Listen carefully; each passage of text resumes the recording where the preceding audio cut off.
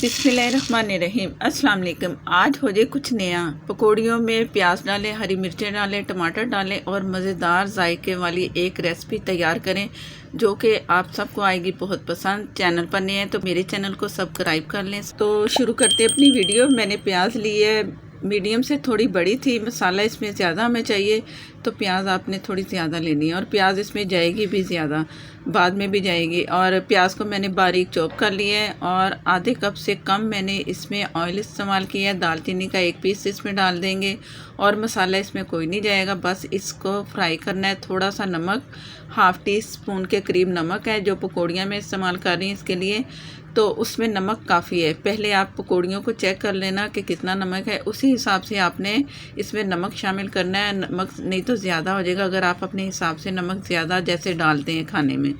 प्याज मैंने फ्राई कर लिया है, इसको गुलाबी सा कलर देना है ताकि मसाला हमारा अच्छा बने और जायका इससे अच्छा आएगा। इस तरह की प्याज अगर आप करेंगे। लहसुन अदरक का पेस्ट इसमें गया 1 टेबल स्पून। लहसुन का पेस्ट जो हमने डाला है ना, लहसुन अदरक का, उसे थोड़ा सा भूनना है, उसका कच्चापन हमने ख़त्म करना है। इससे भी जायका खाने का बहुत मज़े का आता है, कोई भी सालन हो तो लहसुन आपने इसी तरह ही फ्राई करना है। मसाले जाएंगे 1.5 टीस्पून इसमें लाल मिर्च पाउडर मैंने इसमें डालना है और हल्दी 1/4 टीस्पून। आप अपनी मर्ज़ी से लाल मिर्च या हरी मिर्च डाल सकते हो, ये आपकी मर्ज़ी है। थोड़ा सा मसाले को भूनना है, ज़्यादा नहीं भूनना, लो फ्लेम है।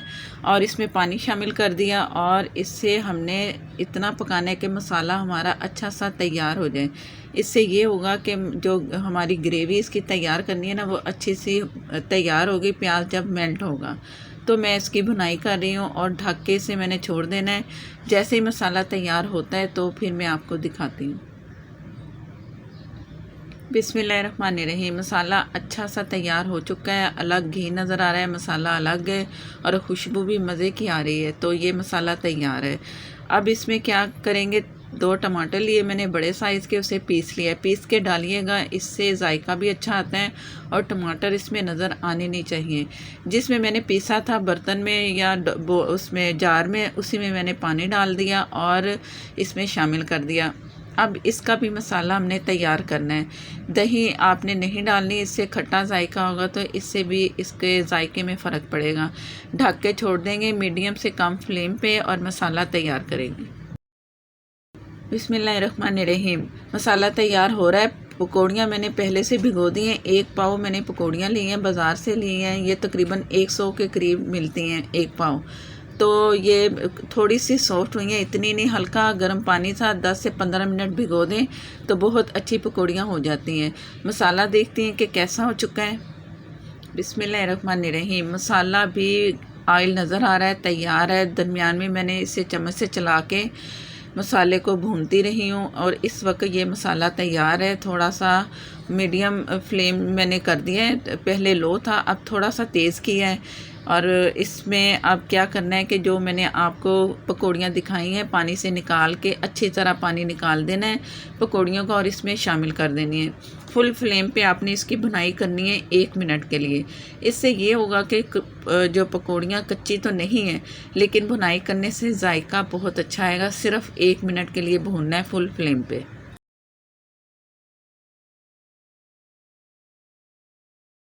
ये 1 मिनट के करीब हो चुके हैं। अब ये जैसे मैं चाह रही थी कि ये फ्राई हो जाए तो हो चुकी हैं। पानी भी हल्का सा जो तो पकौड़ियों का था वो भी ड्राई हो चुका है।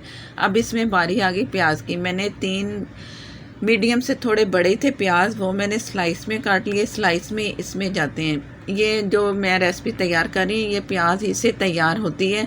आपने प्याज ही इसमें ज़्यादा डालेंगे तो मज़ा आएगा। अगर कम पसंद करते हैं प्याज तो फिर आप अपनी मर्ज़ी से कम प्याज डाल सकते हो, ये आपकी मर्ज़ी है। और प्याज इसमें शामिल कर देंगे और फ्लेम जो है अभी तक फुल है। इससे भी कुछ सेकंड हमने चम्मच चला के फ्राई करना है प्याज को पकौड़ियों के साथ। इससे भी प्याज अच्छी सी जो है ना खुल जाएगी। जैसे कि मैंने काटी है ना, तो थोड़ी थोड़ी सी जुड़ी हुई प्याज है और प्याज फ्राई भी हो जाएगी। फ्राई होने से इसका भी जायका बहुत मज़े का मिलेगा। और इसके बाद इसे अच्छा सा चम्मच चला के तो मैंने ढक देना है तकरीबन 2 मिनट के लिए। इसके बाद मैं आपको दिखाती हूँ। बिस्मिल्लाहिर्रहमानिर्रहीम। प्याज जो डाली थी उसका कच्चापन ख़त्म हो चुका है। कुछ बनाई की कुछ इसमें दम में रखा है ना प्याज, तो अच्छा सा उसका जो टेक्सचर था ना प्याज का हल्का सा हुआ है नरम। ज़्यादा प्याज नहीं गलानी इसमें, क्रंची भी ना हो और नरम हल्की सी हो, बस इस तरह होना है। इस वक्त इसमें पानी बिल्कुल नहीं है, तो हमने इसमें पानी डालना है आधा कप लाजमी डालना है। इससे ये होगा कि इसमें अच्छा सा जो पकौड़ियों का टेक्सचर है देखने में अच्छी लगेंगे, नवाला लेते हुए भी ये अच्छी लगेंगे। अगर पानी ड्राई हो जाए तो आप थोड़ा सा पानी और डाल सकते हो, ये आपकी मर्ज़ी पर है कि आपने किस तरह इसे पसंद करना है, खाना इसे कैसे पसंद करना है कि ये कैसी होनी चाहिए। पकौड़ियाँ जो है थोड़ी सी अभी कसर है, मैं चेक करवाती हूँ, और ये कसर जो है ना दोबारा दम पे रखेंगे ना ये भी ठीक हो जाएंगी। तो इससे 3 मिनट के लिए आपने दोबारा दम वाली आग पे छोड़ देना है ढक के, और इसके बाद फिर मैं आपको बताती हूँ कि आगे क्या करने वाले हैं। बिस्मिल्लाहिर्रहमानिर्रहीम। ये 3 मिनट के बाद मैं आपको दिखा रही हूँ। अब इसमें हरा मसाला जाएगा, हरी मिर्चें, हरा धनिया, अदरक है वो डाल दें, और इससे अच्छा सा और जायका और खुशबू आएगी। और आप देख लो कि इस तरह इसमें हल्का हल्का सा नमी सी नज़र आ रही है, तो वो ये सही है। हाफ़ टी स्पून मैंने इसमें गरम मसाला शामिल कर दिया, और हरा धनिया काफ़ी सारा इसमें जाएगा, इसी से इसमें जायका आता है। हरी मिर्चें डाल दें हस्बे ज़रूरत, अदरक है तो वो भी डाल दें, मैंने इसमें डाल दी तो वो भी इसमें अच्छी लगेगी। अब चम्मच चला के ढक्कन इसको ऊपर से ढक देना, और इसे चूल्हा बंद कर देना है 2 से 3 मिनट के लिए। चूल्हा बंद करके इसके बाद मैं आपको दिखा रही हूँ, बहुत ही मज़े की खुशबू आ रही है। मुझे तो ये जो रेसिपी आपके साथ शेयर की बहुत पसंद है, मैं अक्सर ये घर में ट्राई करती हूँ, और मज़ेदार सी ये रेसिपी आप सबके साथ भी मैंने शेयर की है। चपाती के साथ खाएं, पराठे के साथ खाएं, बहुत ही मज़ा आता है। और फेसबुक पर हैं तो प्लीज़ लाइक कर दें, शेयर कर दें, हो सके तो प्लीज़ फॉलो भी कर दिया करें।